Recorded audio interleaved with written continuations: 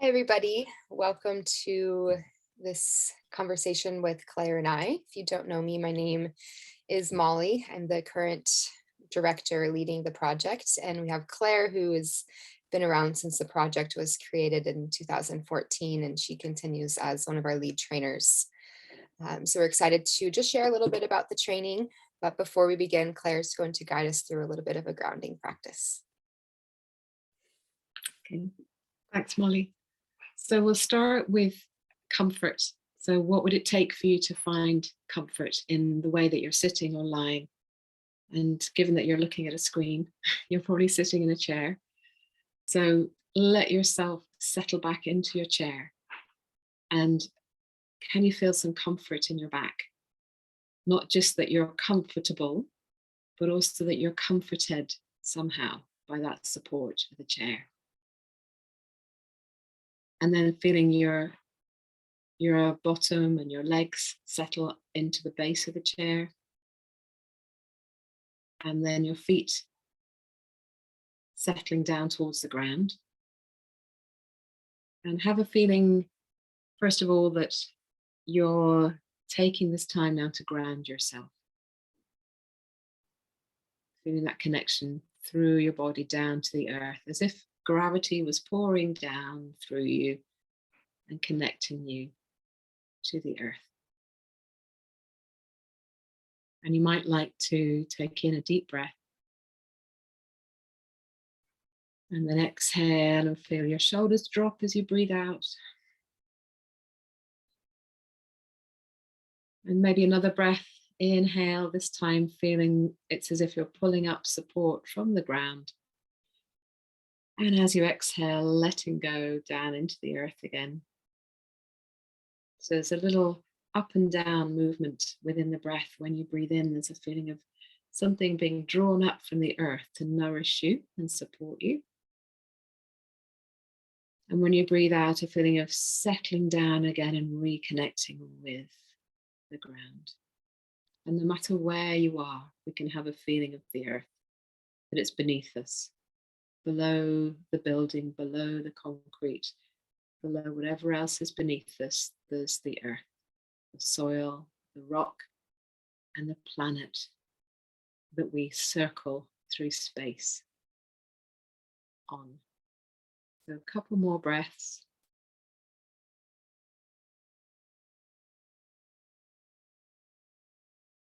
And as you take your next breath, you might like to breathe in a sense of gratitude and thanks for the nourishment of the earth.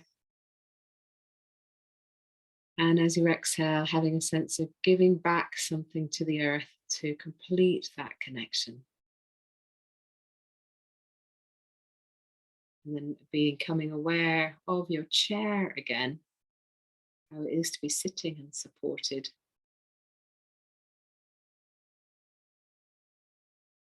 And when you feel ready to, wriggle your fingers and toes and gently open your eyes.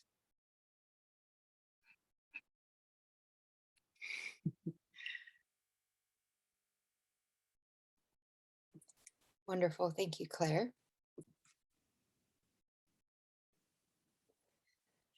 So thank you for that practice, Claire. We just had a little pause in the recording, so we're going to relaunch, and we'll start just with Claire sharing a little bit about herself, and then I'll jump into sharing about the project and the upcoming training. Okay, thanks, Molly. So I'm Claire Osborne. I live in the southwest of Ireland, and I've been, as Molly said, involved in the Yoga Mandala project since it started. Which I've lost track of how many years ago now that was, but I don't know, 6, 7, something like that. 8 years, okay. Started by collaborating with a project in Jordan, in Amman, in Jordan, called the Collateral Repair Project, and it grew from there. I'm a yoga teacher for the past nearly 22 years, and I'm a yoga therapist as well, trained in Yoga Campus in London, where I also worked as a supervisor for the students for a few years. And presently I'm training as an art therapist as well, which is great to have that kind of psychotherapy angle. I'm not sure what else to say about myself right now. That's Maybe perfect. I'll Thank you, pass Claire. back to Molly. Here you go. Yeah, thank you. I know I just put you on the spot there. Thanks for taking a moment to introduce yourself. And I'm Molly. I won't take up too much time to share about myself, but essentially I started working with refugees in 2000, January 1st, 2016. And I spent a lot of years doing crisis relief projects and sustainable aid programs in Greece and the Middle East. And through those years, I really saw a need for consistency among aid workers and yoga teachers to be sensitive to the needs of refugees, sensitive to the trauma, as well as the power dynamics and the different ethical considerations. So when I left Greece, I was very fortunate to connect with Claire and our founding director, Saraswati, who invited me to join the team. And so we have since adapted quite a bit. I'm actually going to go ahead and share my screen. I have some slides that will help us flow a little bit. So we started in 2014, as Claire mentioned.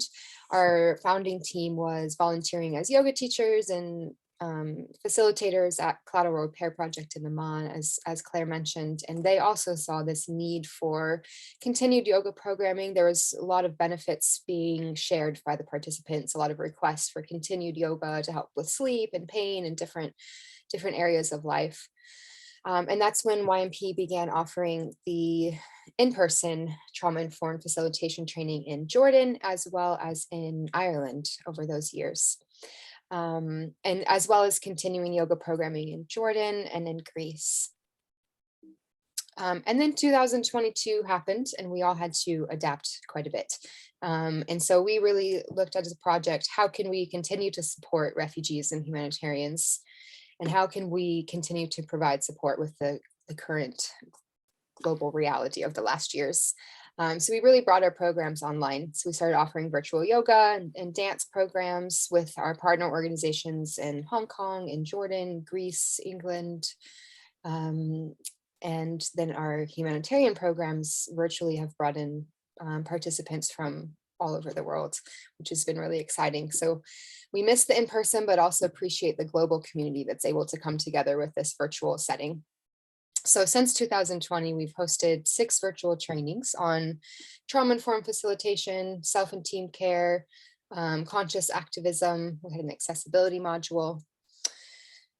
We've brought our humanitarian yoga programs online, and we've spent a lot of time just developing and strategizing as a team internally so that we can grow and expand and hopefully be implementing more in-person programming soon as well. So our training started out, as we mentioned, in person, and it was beautiful. I got to be a participant in a couple trainings in Greece and Jordan. And since then, we have brought in new team members, we have new experiences, and we've expanded the training quite a bit. So we stick with our experiential learning through embodiment, storytelling from our experiences in the field, case studies and breakout rooms. We'll have a panel of people who have volunteered with refugees in the field who will be sharing about their experiences and answering questions. We weave together a lot of personal practice and reflection. Then we also do drop in seeds of theory, so around the neuroscience of self-care and stress and trauma, teaching tips, for example. So I'll go back a slide. The curriculum as a whole is 50 hours. We have module 1, which is really creating a foundation for us even to be able to start to be trauma-informed from. So we feel like in order to be sensitive to trauma and the needs in the space, we have to actually consider things like the power dynamics and how we show up in space. And if our practice or our sessions are accessible to people in different bodies and different abilities. So we look at a lot of that in module 1. We have a lot of guest teachers we're really excited to share about. We actually have 4 or 5 guest speakers in the first module. And then module 2, we really it's very similar. If you've trained with us before, it's actually similar to the 30-hour training, but we have a lot more space. So we have a lot more space to look at teaching tips, experiences from the field, different stories. We'll have a full session on pranayama with Claire.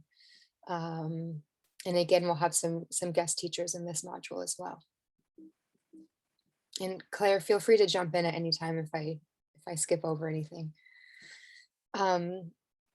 So module 1, I won't go through too much over the overview because I kind of just did actually, and we've shared it all in email. If you don't have access to it already, you also can view it on our website just so you can see it in writing. But essentially, module 1, as I mentioned, is really about creating this ethical foundation. So we're really focusing on our vow to ahimsa. So if you're not a yoga teacher, you might not be familiar with ahimsa, but it's really our vow to do no harm as facilitators and yoga teachers. Um, we'll go into community-based programming, embodied leadership, looking at showing up in space and ableism with a guest teacher, accessibility through chair yoga with Claire, and some queer inclusion with one of our community members, Rebecca, you might be familiar with. Then module 2, self-regulation, just going over the neuroscience, really just understanding trauma and how it impacts the subtle body, the breath, and how we can be mindful as facilitators. And then we really value as well the other, which I forgot to mention earlier, but the other need that I experienced and the YMP team experienced in the field as well was this need for self and team care. It was very apparent, I think, and many of us have gone through our own experiences of compassion fatigue and burnout and vicarious trauma. So we feel quite passionate about empowering the aid community and the yoga community with the self-care tools and awareness. So that's the slides I have. Claire, is there anything you want to add in, or Catherine as well, if you want to put anything in the chat, you're welcome to question-wise. I suppose I'd like to say that, you know, our training team comes from lots of different backgrounds. So although there's a common thread in our core training team that we're all yoga teachers, that we all have kind of different sets of experience. Molly very much from working in the heart of the humanitarian field, and Lizzie, who also has an extensive background in mindfulness and focusing on mental well-being, mental health. And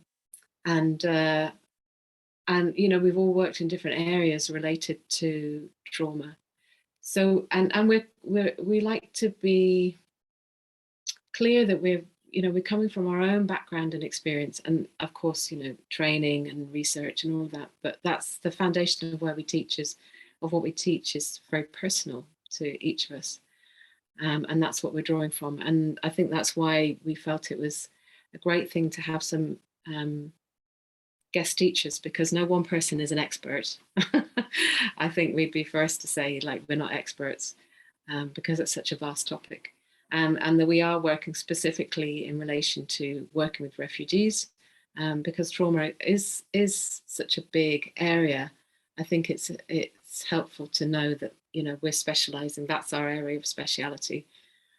Not to say that the training won't be helpful if you're working with trauma in other contexts, but to give you an idea of the context that we're coming from.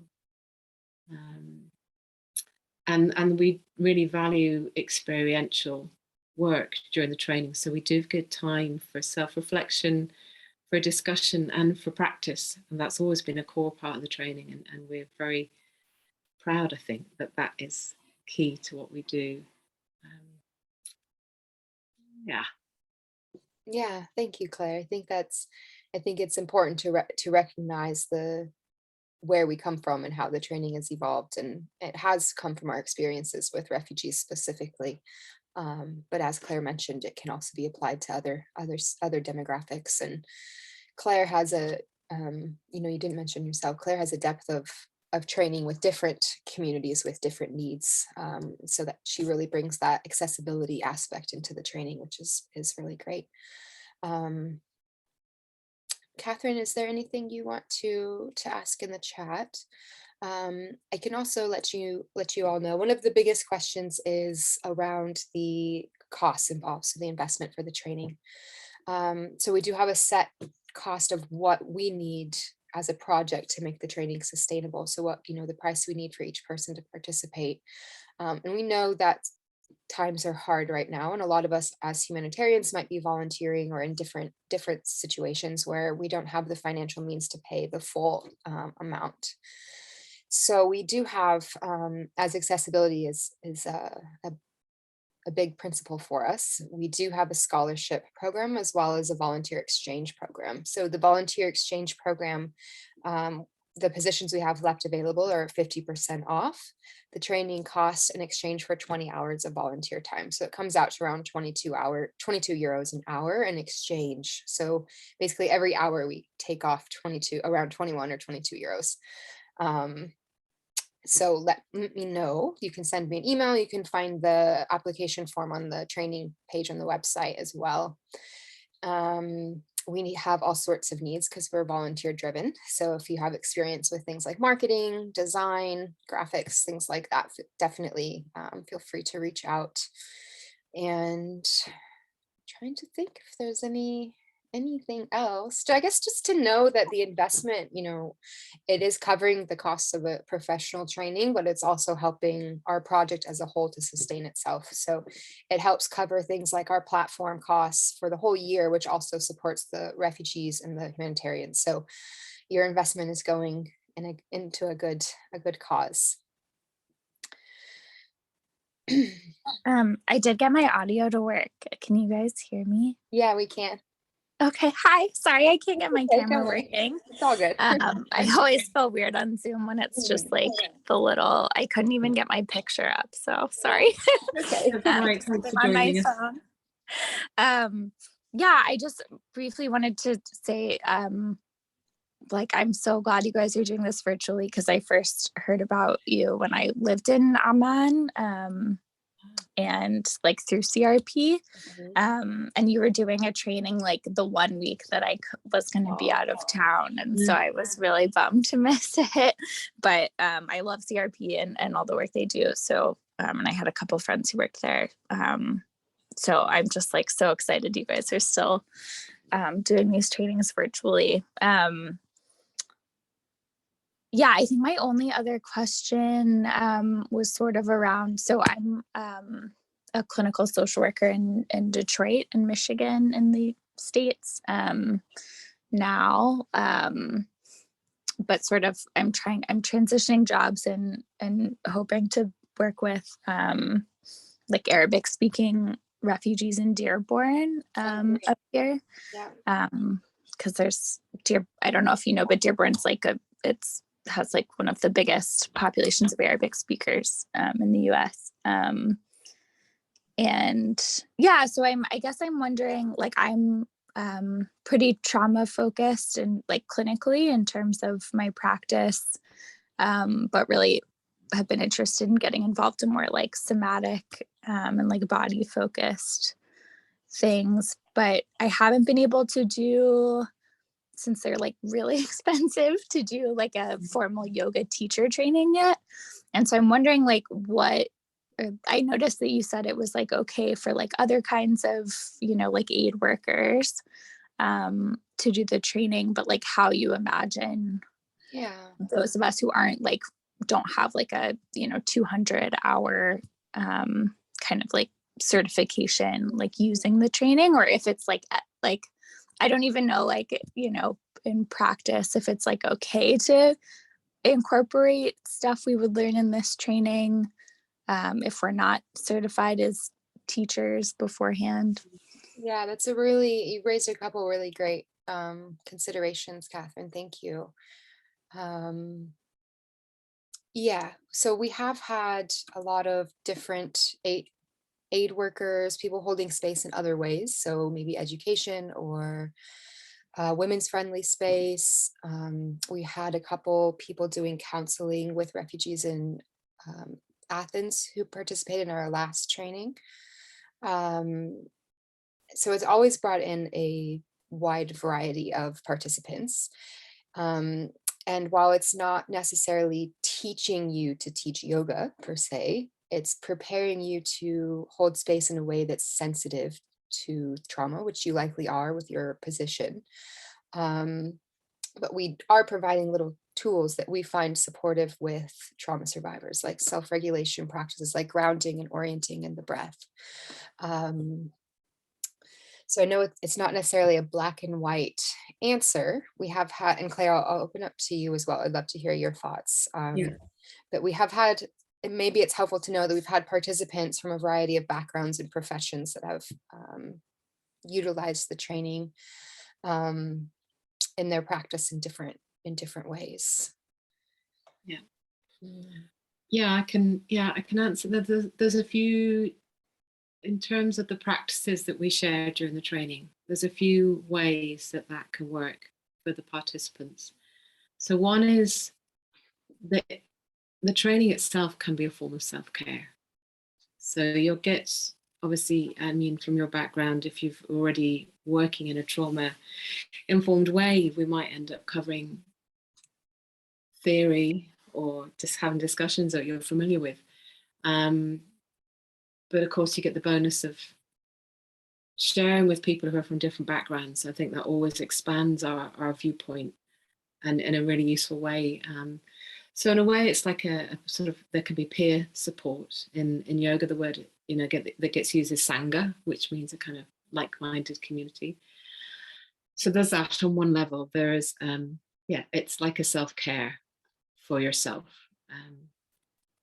On another level, that there'll be those practices that you can take home with you, because a lot of it gets recorded, and we have little recordings on the platform that you can take out. You don't have to listen to the whole of a module recording. You can just take little bits. There'll be like 10-minute meditation recordings and that kind of thing. So you can use those in your daily life and start taking those out. And we try to keep it so that there are a few core practices that are simple enough, like Molly was saying, that you can take into your clients or the communities that you're working in, that you can use, that you don't need a vast amount of experience to work with. Because say with the pranayama module that I do, the breathwork module that I do, there'll be different practices that we use, and we'll kind of pinpoint ones that are kind of safe and easy to share. So it's kind of this kind of a bit of both, self-care and simple tools to take into your community. And even for yoga teachers, I think having simple tools is useful, because I think as yoga teachers, people can get bombarded by new stuff and techniques and ideas and think that they have to make things really complicated to work. And actually, my experience now these days is that the simplest things are the most effective, because people can take those home with them and use them for themselves. Does that answer your question, Catherine, do you think? Yeah, that's great. I think I think that's really, really helpful. I feel like I'm imagining that eventually I would like to do a full yoga teacher training, because I've been a yoga practitioner for a lot of years. But I love, what you said about even like implementing simple things can be really effective. So that's great. And I think my only other question was just about the Mondays, in terms of like recording. I think for me, it sort of lands at like a lunchtime, which could be really good. But potentially, like, I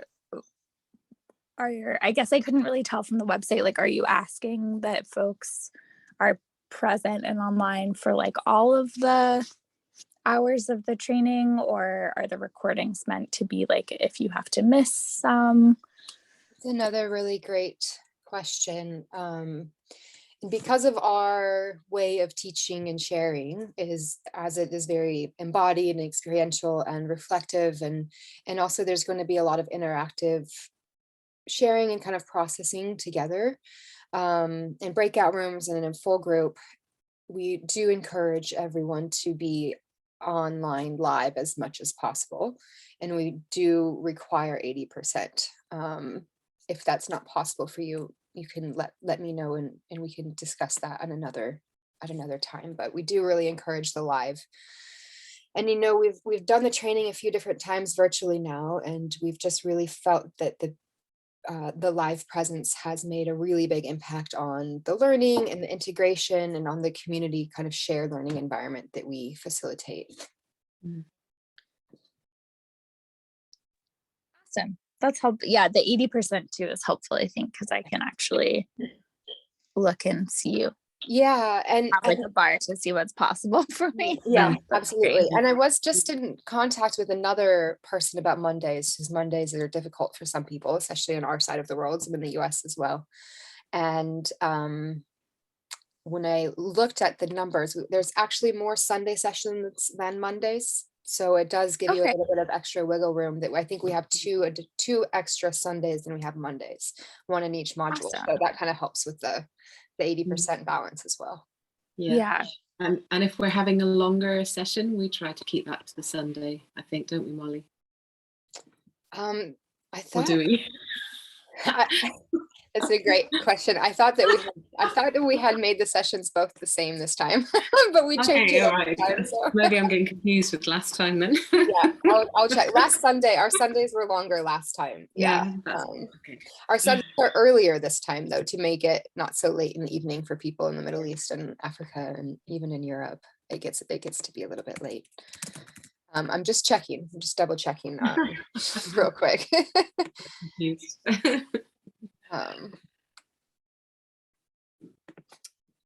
Yeah, they're both really good questions, Catherine. Thanks for asking them.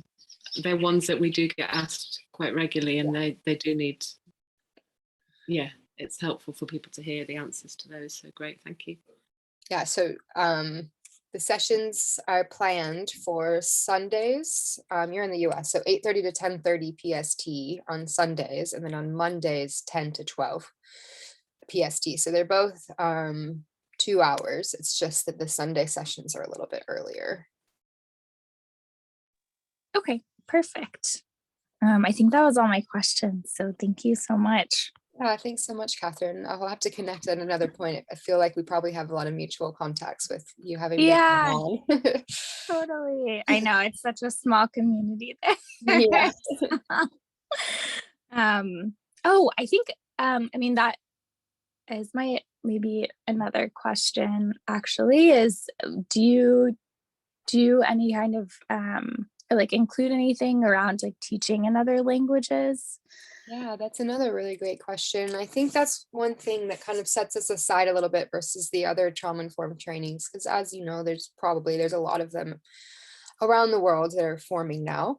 But we really focus in on the refugee demographic in a couple of the sessions, talking about things like sharing yoga with minimal language, common language.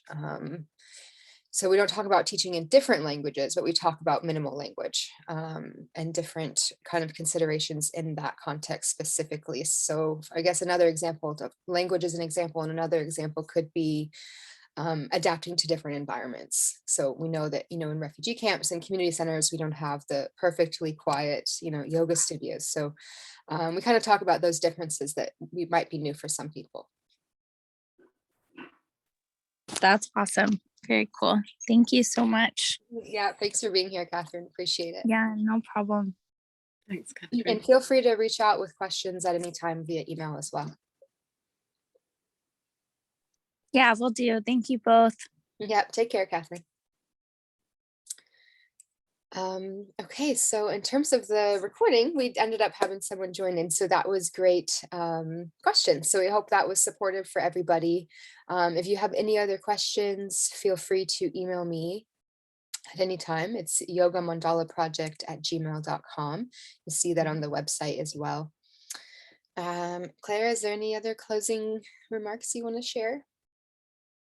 No, apart from this training's evolved over the time, the years that we've shared it. And I think it's one that we're really proud of. We've put a lot of thought and real care actually into it, not only care in the way that we're mindful about the content and what we're sharing and why we share it, but also that we're all coming from personal experience. So we actually really care that this work is in the world. So I'll share Yeah. that as well. Yes, thank you for sharing. It does come from a place of passion. Yeah. And It does, yeah. a place of good intention. Yeah. Yeah. So we look forward to, one of my favorite parts of these trainings each year is the community that comes together. So, the last training we had someone in Kenya and someone in South Africa, lots of different countries in Europe, the US, Mexico.